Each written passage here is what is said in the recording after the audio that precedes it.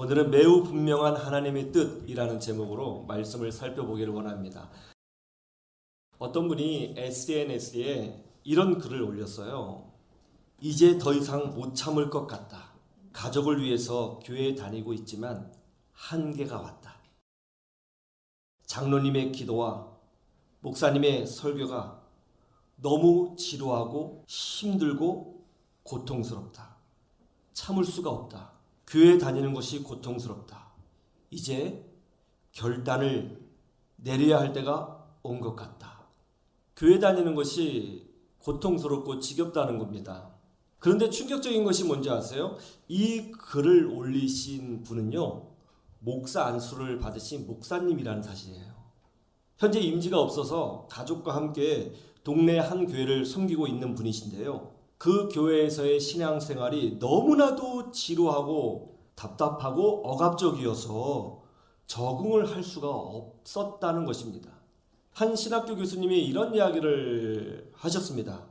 포스트 코로나 이후 한국교회의 가장 큰 위기는 과연 성도들이 비대면 예배에 익숙해진 성도들이 교회로 다시 돌아와 적극적으로 현장 예배에 임할 수 있겠는가?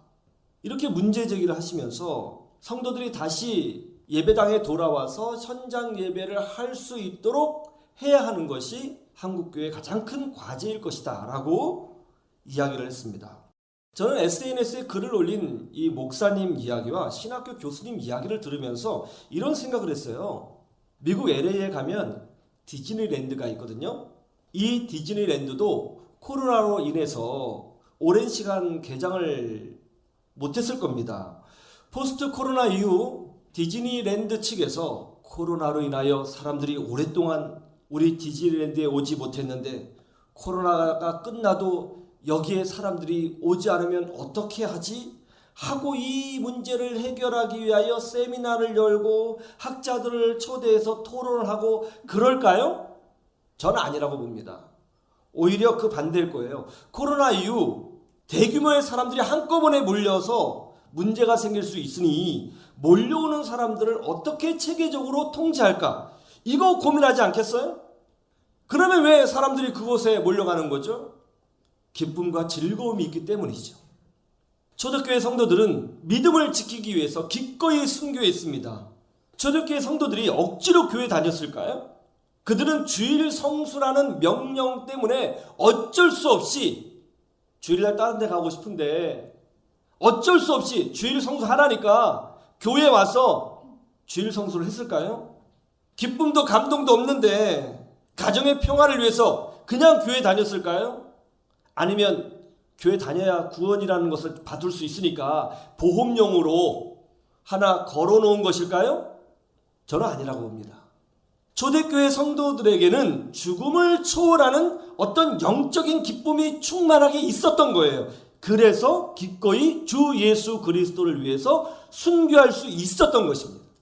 오늘날 한국교회의 가장 큰 위기가 뭡니까? 억지로 신앙생활 하는 거예요. 교회의 규범, 율법적인 신앙, 해야 하는 의무의 옷을 입고 억지로 교회 다니고 있는 것이죠.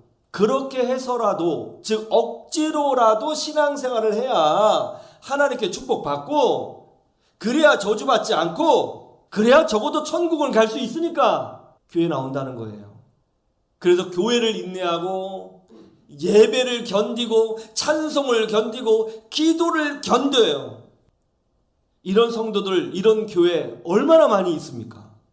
왜 한국교회에 이래야 되는 것이죠? 그래서 아이들이 어릴 때 교회에 질려요. 그래서 아이들이 성장하자마자 도망치듯이 교회 밖으로 나가는 것이죠. 이 얼마나 가슴 아픈 이야기입니까? 우리 교회 초등학교 3학년 아이가 제게 이런 말을 하더라고요. 목사님, 저는 교회가 제일 좋아요. 집에 있으면 계속 교회에 오고 싶어요. 저도 빨리 커서 봉사 하나 했으면 좋겠어요. 이 아이가 진짜 하나님 앞에 참된 예배자구나. 우리 교회가 그렇게 인식되고 있다는 것 정말 기쁜 일이구나. 가슴이 뜨거워졌습니다. 교회는 디즈니랜드보다 훨씬 더 기쁨이 넘치는 곳이 되어야 한다고 믿습니다. 제가 어렸을 땐 그랬거든요. 토요일 날 친구들이 놀이동산 가자고 했을 때 저는 놀이동산 가는 것보다 교회 가는 것이 훨씬 더 좋았어요. 주일날 다른 학교 여학생들하고 미팅 잡혔다고 꼭 와달라고 초대를 받았어도 저는 주일날 교회에 와서 예배 드리는 것이 훨씬 더 좋았습니다. 얼마나 행복했는지 몰라요. 교회 와서 기타 치고 형들하고 라면도 끓여 먹고 말씀 공부하고 예배하고 여러 가지 토론하는 것이 얼마나 행복했는지 몰라요. 아마도 1980년대, 1990년대 한국 교회는 대부분 그랬지 않았을까 저는 생각합니다. 그런데 지금 왜 이렇게 된 거죠? 오늘 본문 말씀은 우리에게 아주 놀라운 것을 보여줘요. 그것이 뭐죠? 항상 기뻐하라. 쉬지 말고 기도하라. 범사에 감사하라. 이것이 그리스도 예수 안에서 너희를 향하신 뭐라고요? 하나님의 뜻이라고요. 하나님의 뜻. 교회는 항상 엄숙하고 항상 긴장하고 범사에 지겨워하고 쉬지 말고 끌려가야 하는 곳이라고 하지 않고 신앙생활하는 그 공동체는 기쁘고 감사가 있고 기도의 즐거움이 있는 곳이라고 말씀하고 있다는 것입니다. 하나님의 뜻은 분명해요. 적어도 교회 안에서만큼은 항상 기뻐하고 범사에 감사하고 쉬지 말고 기도할 수밖에 없을 정도로 행복한 공동체가 되어야 한다고 말씀하고 있다는 것입니다. 이것이 하나님의 뜻이라는 거예요. 저는 여러분들이 적어도 우리 교회에서만큼은 그런 기쁨을 누리기를 간절히 소망합니다. 첫 번째로는 항상 기뻐하라예요. 따라해보세요. 항상 기뻐하라. 교회는 성령의 기쁨이 넘치는 공동체가 되어야 하는 거예요. 우리의 기쁨은 인간적인 기쁨으로 끝나서는 안 됩니다. 성령 하나님이 주시는 기쁨이 있어야 되는 거예요. 어떻게 하면 성령 하나님께서 주시는 그 기쁨을 누릴 수가 있어요? 그것은 바로 예배를 통해서 그렇게 되는 것입니다. 예배는 엄숙한 것이 아니에요. 예배는 형식만 강조하는 어떤 모임이 아닌 것입니다. 예배는 성령 하나님을 경험하는 것이고요. 이 시간 우리를 찾아오시는 하나님의 임재 속에서 하나님을 만나는 기적이 일어나는 순간인 거예요. 저는 우리 교회 교육부서가 예배가 즐거운 교육부서가 되기를 간절히 소망합니다. 예배 전체가 축제가 되도록 해야 되는 거예요. 여러분, 하나님을 만나는데 기뻐요, 안 기뻐요? 그리스도의 사랑과 용서를 경험하는데 기뻐요, 안 기뻐요? 기뻐할 수밖에 없어야죠. 교회는 사랑이 넘치고요. 적어도 교회만큼은 용서가 있어야 되고요. 적어도 교회만큼은 세상 사람들은 이해할 수 없고 용서할 수 없는 그 사람을 품어낼 수 있어야 되는 거예요. 예배가 행복하고 즐거워야 하는 것입니다. 제가 청년 때는 서울의 한 교회에서 목요일마다 찬양 집회가 열렸거든요. 저녁 7시 30분에 찬양 집회가 시작되는데 6시면 자리가 없었습니다. 얼마나 많은 사람들이 모여드는지 들어갈 수가 없었어요. 누가 전화해서 오늘 찬양 집회 꼭 오세요. 안 오면 저주받습니다. 그래서 거기 간 것이 아니에요. 오라고 하지 않았어요. 그냥 우리가 기뻐서 간 거예요. 자발적으로 간 겁니다. 왜냐하면 찬양하고 기도하는 것이 너무나 좋았거든요. 어느 여름날 밤 저도 찬양 집회를 참석하고 나오는데요. 얼마나 사람들이 많은지, 얼마나 청년들이 많은지 깜짝 놀랐습니다. 집회가 끝나고 이제 친구들과 함께 걸어서 집에 가는데 그 걸어서 집에 가는 그 순간이 이 여름밤이 얼마나 행복했는지 몰라요. 우리 모두의 얼굴에는 정말 뭐라고 형용할 수 없는 어떤 기쁨?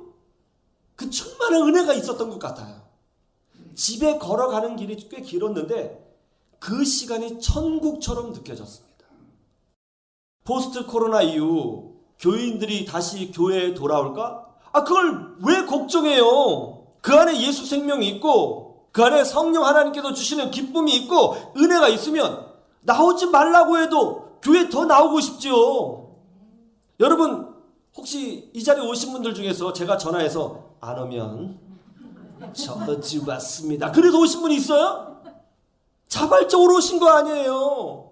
오히려 코로나 통해서 우리가 배웠잖아요. 예배가 축복이었구나. 여러분, 우리 한국교회 성도분들요, 정말 대단한 분들이에요. 왜 이런 생각을 하는지 모르겠어요. 저는 절대로 걱정할 필요 없다고 생각합니다. 참된 믿음이 있으면 하나님의 은혜를 사모하게 되어 있어요. 목마른 사슴이 시냇가에서 그 물을 찾듯이 하나님의 은혜를 찾게 되어 있는 거예요. 뭐가 걱정이에요? 신앙생활 자체가 기뻐야 되는 거예요. 항상 기뻐하는 것, 이것이 분명한 하나님의 뜻입니다. 예배가 행복한 교회, 예배의 기쁨이 넘치는 우리 교회, 그런 우리 교회 저와 여러분이 함께 세워나가면 좋겠습니다. 그러기를 간절히 소망합니다.